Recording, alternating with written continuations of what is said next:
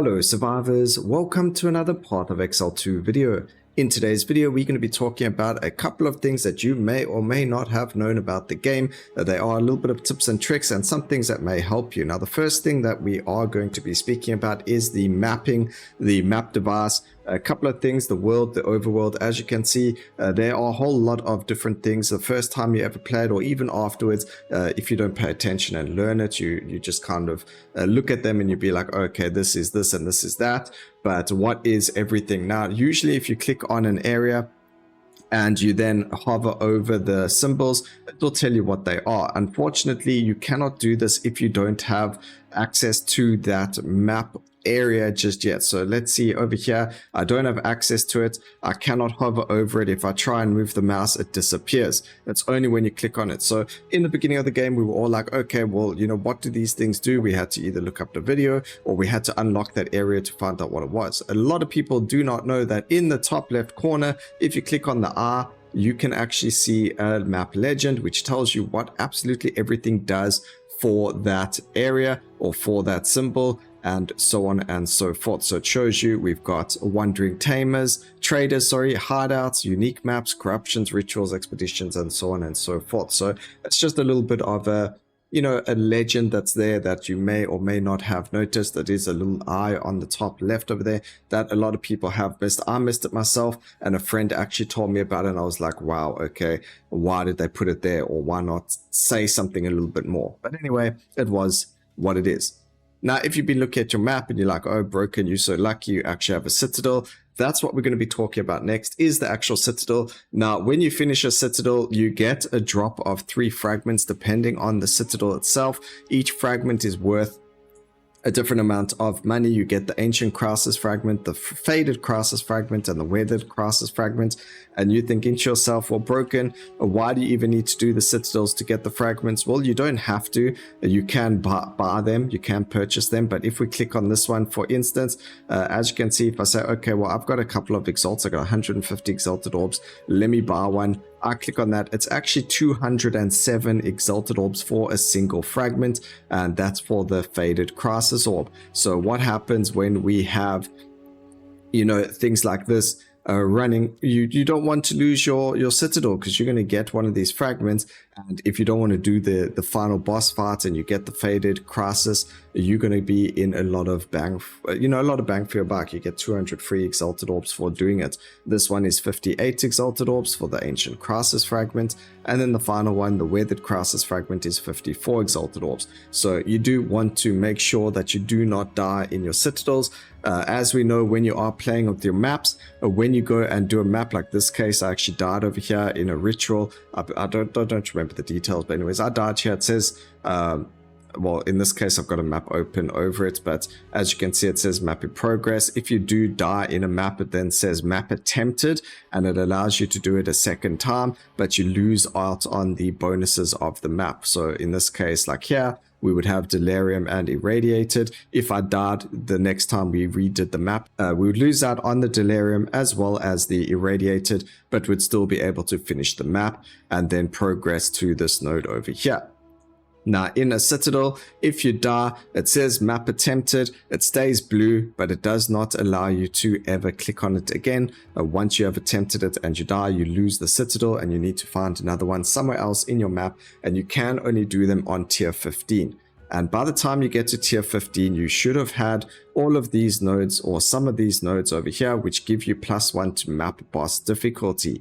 When you're doing your citadels, make sure to refund these points. Get rid of the +1 to map boss difficulties, because it's going to make that citadel boss unnecessarily difficult, especially if you are like me and your build cannot really clear them as fast as you would like to. So you need to make sure that you turn that off. Make sure that you are able to finish the citadel. Otherwise, do not attempt it just yet, because you have a very high chance of losing it forever, and you're going to be stuck for another 100+ hours if you're unlucky finding another citadel. If you're lucky, you can find one again after maybe you know, a day or so of traversing the you know, the map, unless they decide to change it in the future once they've come back from the holiday. But until then, make sure that you can actually complete a Citadel. It might even be well worth it to do a white tier 15 map to make sure that there aren't any, random modifiers that could kill you if you want to make sure you finished it to progress your quests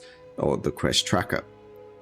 Alright, next we've got some reforging bench options over here. Now, everyone knows the reforging bench can take 3 of a certain item, in this case the jewels, or 3 similar items, and reforge them as a new item. So if you've got 3 rare weapons and you're looking to reforge it, you tried crafting and all 3 of them died, you can put all 3 of them into here and you'll get another weapon. But I want to talk to you about jewels, catalysts, and the distilled emotions. Starting off with jewels, as you can see, I've got 3 corrupt jewels over here. If I put them into the Reforger, as you can see, target is corrupted, so you cannot under any circumstance reforge a corrupted item. So we need to make sure that when we are playing with the jewels and we're corrupting them, that we actually want to keep that jewel. And we need to make sure that we, we're definitely going to be keeping it when we corrupt it, because there's no way, unless you throw it away or sell it to a merchant, that you can rechange or change the jewel in any other way. Next, we know that we can, like we said, reforge them into another option. As you can see, it allows us to reforge them. But what we need to see is that each jewel has its own item level. In this case, we've got item level 78.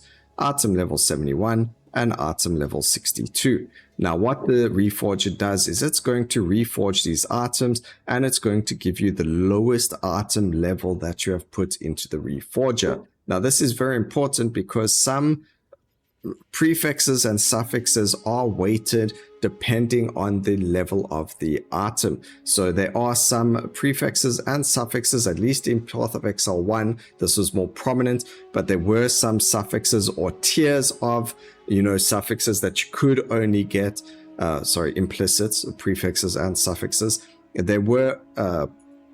There were only some specific tiers that you could only get depending on the item level of the item, and sometimes you want them to be really low or sometimes you want them to be really high. So it is something to pay attention to. As you can see, if we go now and we say reforge, it's going to come back as an item level 62, which it does. And that's, just something that you may or may not have known about the reforging bench with jewels and items and things like that.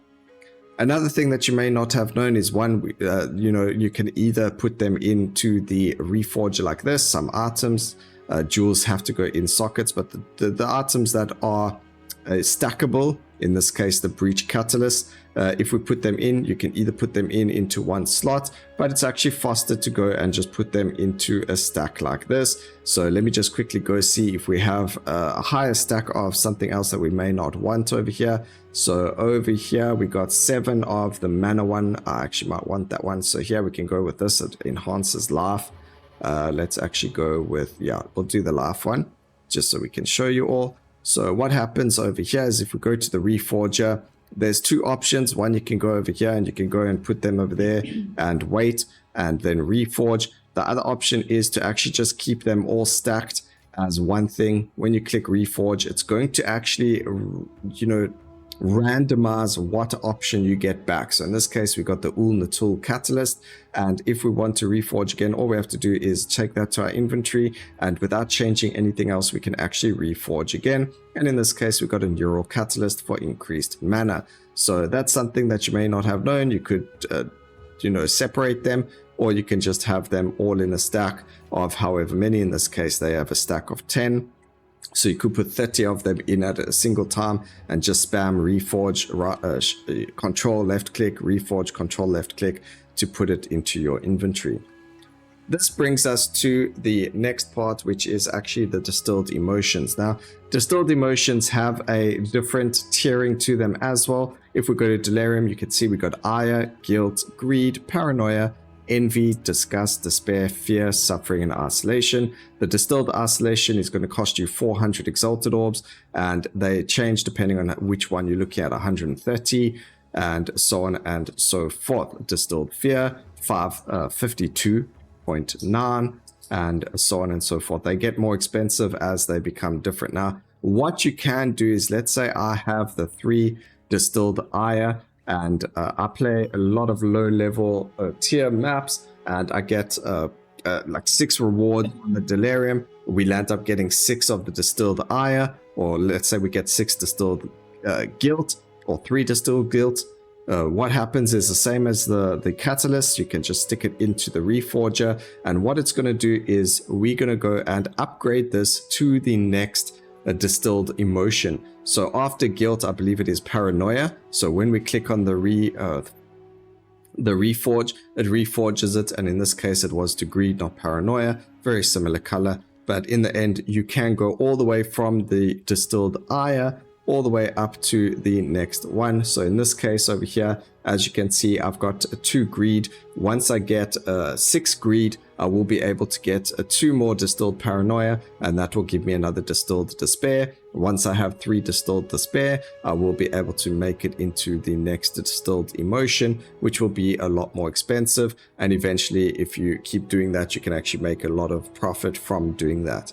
But you can either make it for anointing, which is one of the options to do them. The whole reason for them is for anointing your amulet, which will bring us to that whole part. So let's say I want to now upgrade my amulet. In this case, I have it. As you can see at the top, it says allocate essence infusion.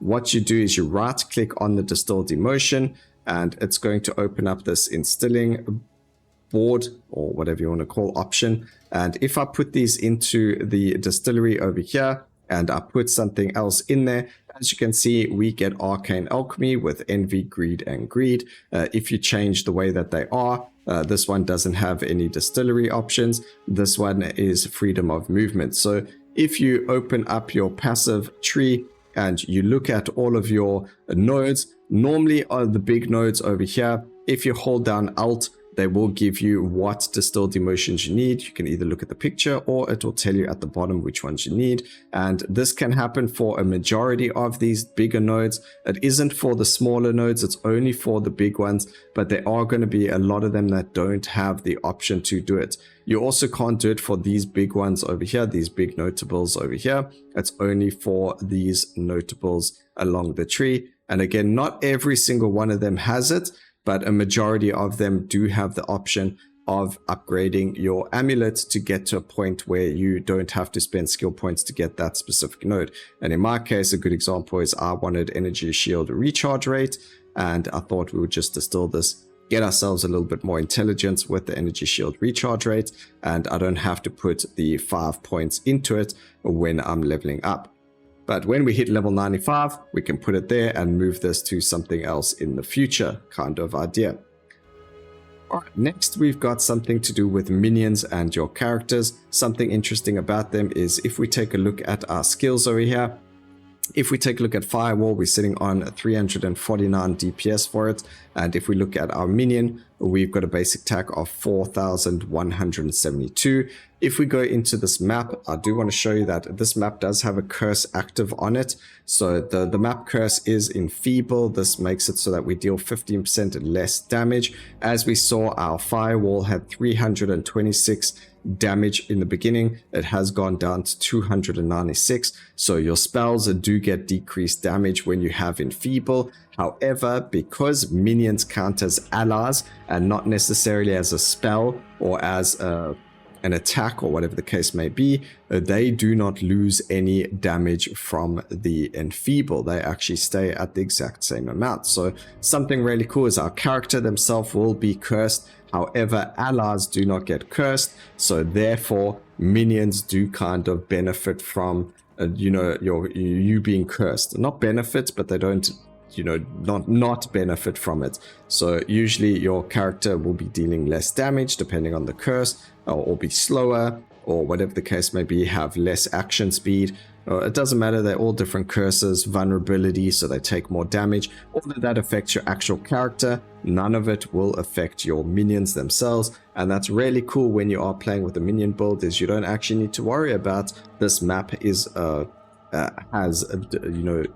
player is cursed with enfeeble. So it doesn't really matter as long as it says that our minions are still going to be at 100% power 100% of the time. So really, really cool little change over there with that. Maybe something you knew, maybe it's something you didn't.